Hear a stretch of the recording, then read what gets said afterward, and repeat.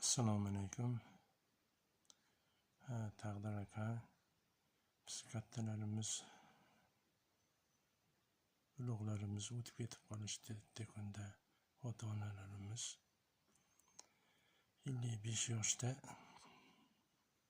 urug'i kattasi bo'lib qoldik.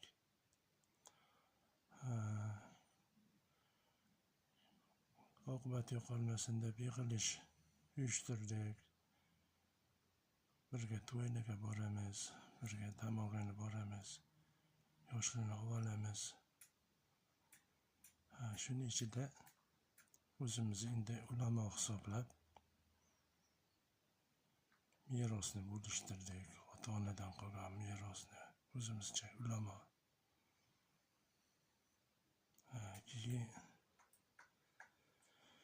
Keyin bilsam, masjidda ma'ruza bo'ldi. Merosni bo'lishga bizga haqqimiz yo'q ekan,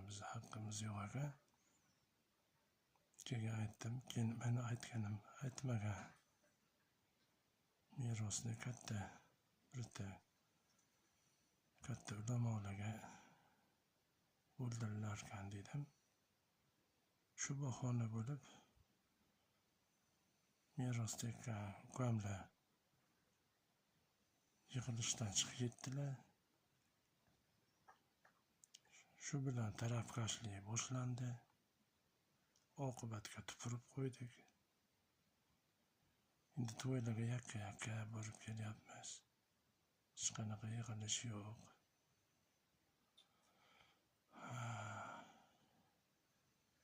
Endi